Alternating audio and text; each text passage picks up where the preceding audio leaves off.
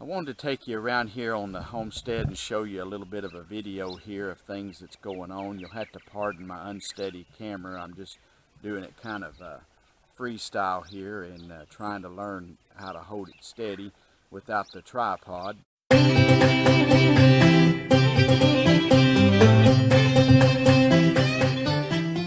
This is one of our plum trees, and you can see how it's bloomed out. This tree is about 3 or 4 years old, and it has sure been doing well. And it just loads down with plums, and it is just almost too many that it makes because it gets so weighted down. I've really trimmed on it this year and cut it back, but I think it's still going to produce plenty.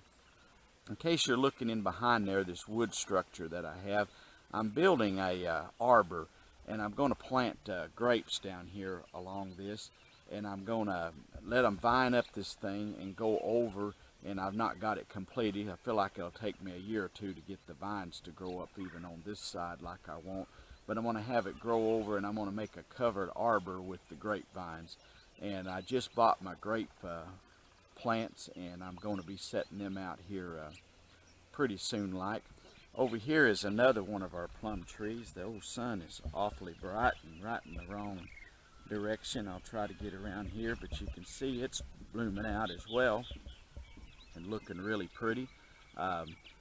It is a different variety, and I bought this thing at Tractor Supply, and I bought 2 of these, and the other one was sitting right over here. And last year we had like tornadic type winds come through here, and this was a big pretty tree loaded down with plums, and it just blew it over plumb up out of the ground. So I've got this one sitting here. It's done well, and I trimmed it back this year. I feel like if you can't reach the plums, there's no reason to grow them, and so I'm cutting it down here short, but it's blooming out.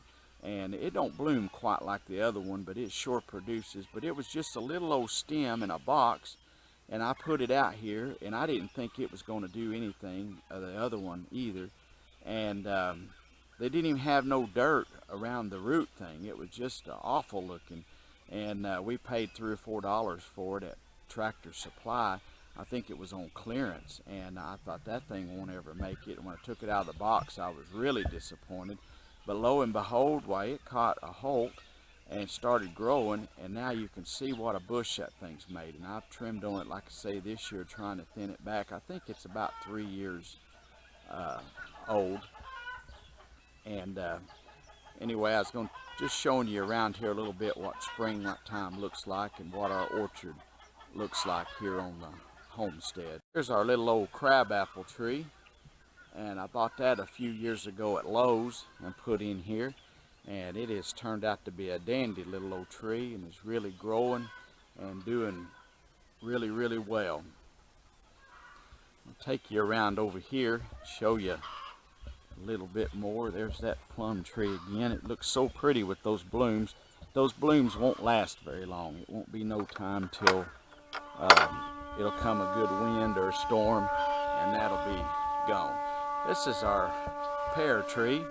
And last year during that big windstorm we had, it blew a big limb out of it, and then part of limb that grew up from here died, and I don't know if it had kind of cracked it somehow in that storm, but I had to cut that out this year.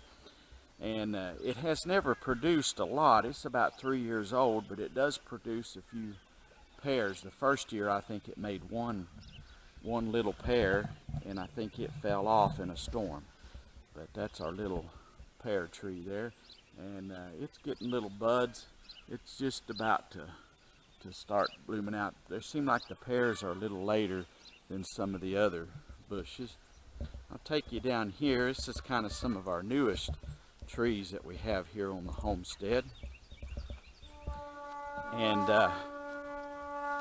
this here is a little peach tree, and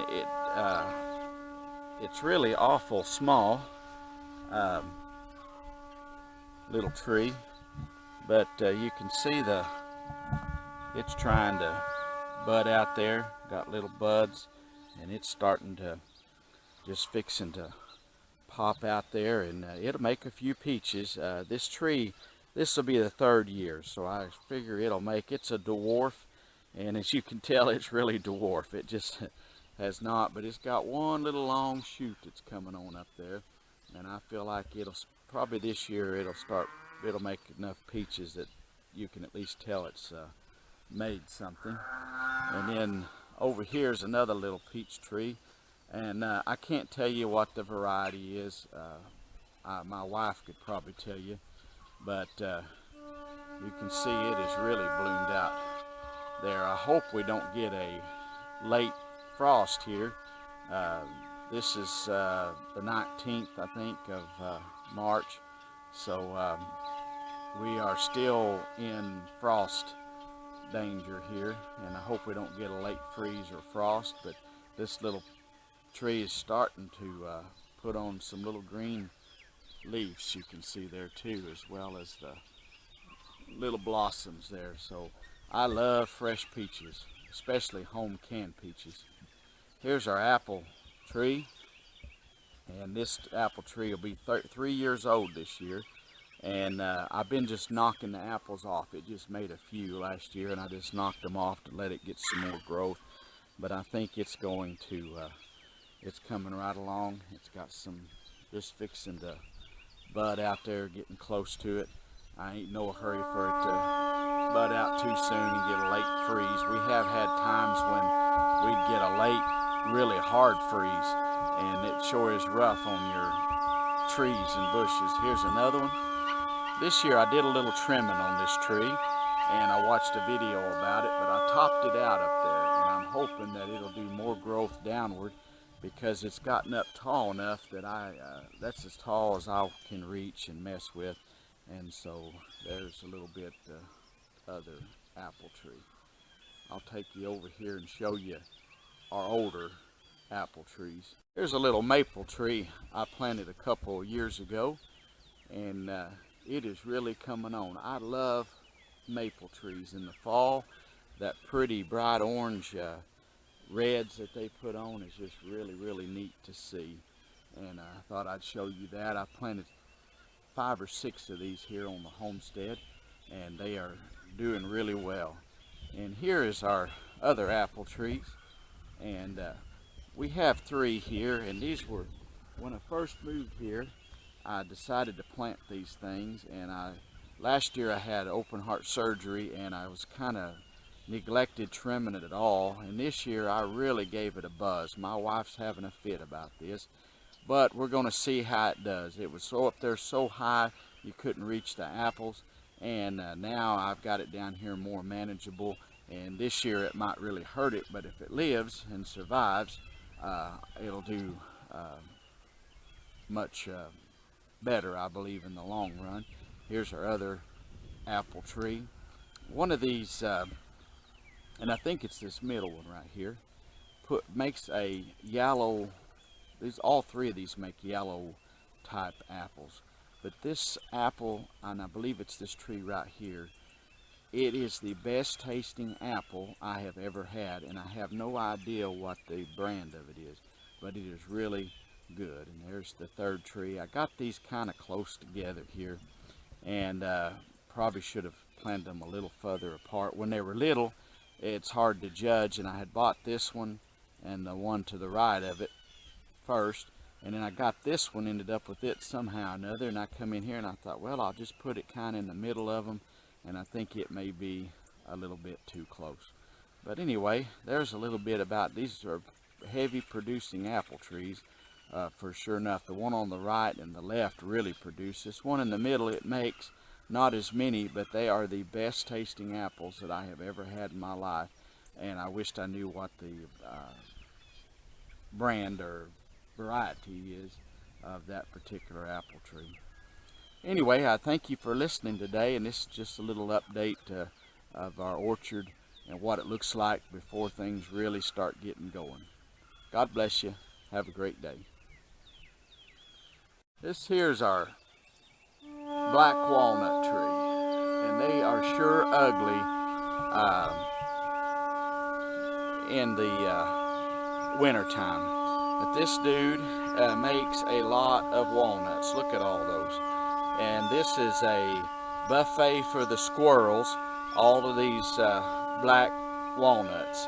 And no, we don't pick them up, but this one tree, as you can see, makes all of these walnuts. And they are just covering the ground here. And the squirrels have been in here in the mornings just really early. We trimmed off an old dead limb this weekend off of it that was up there, and it rotted off, so we trimmed that and trying to get it where it looks a little bit better because it's in our front yard. But if we needed walnuts, why, we have got an abundant supply. And we have people sometimes that want to pick them up, and we let them come and get them if they want to. Well, we've been working here on the homestead trying to trim a big pecan tree that's here on the property. And we're working on this branch right here. We're going to cut that thing out, and our basket that we rented wouldn't reach that high. So we've got to start up there at the top and cut little pieces out and keep going until we get this tree cut all the way down in here. And this other side over here, we're going to leave that. It provides a lot of shade for our homestead here. And the sun is on the south there, facing that, so that helps block the sun off of our home. But we're cutting this other part down. We wasn't really concerned about it because these pecan trees are really tough, but we had a storm come through last year, and it blew some of the pecan trees over here in our pasture. And also, as you see through there, there's a bunch of pecan trees. All them big old trees down in there are pecan trees. This place has probably got 30 or more pecan trees on it. My grandfather was always big on pecan trees, and he let them go, and they produce their little bitty native pecans. We have picked up a bunch here off of this. They are the best flavored, best tasting pecans I think you can find. But right there is one of them. This is like golden corral for the squirrels and stuff, and birds, crows, and they still, after we've picked up some, all the other stuff, there's still some left out here. But I don't know now, after being laid up most of the winter, that they're any good. But this tree produces a lot of pecans. But all of these trees do down in here, but they're little pecans. They're not paper shells, they're just native pecans. We're going to leave that branch there. If it ever fell the way it's leaning, it would fall over the fence. But we had a big storm come through last year, and it knocked trees down on a lot of people's homes. And we got to thinking about our tree and thought we might as well cut that thing. That thing is way older than I am. I hate to have to do it, but we're going to cut it down and top it out there and bring it down here to a more manageable level, because we certainly don't want it to fall over on our home. As you can see, our house is right there, and that's angled just right towards our house, so we don't want that to happen. But anyway, just updating you about a little work we've been doing. We got a lot of wood to cut up down here. Most of these big branches here can be cut up into wood and kindling and make a good wood supply.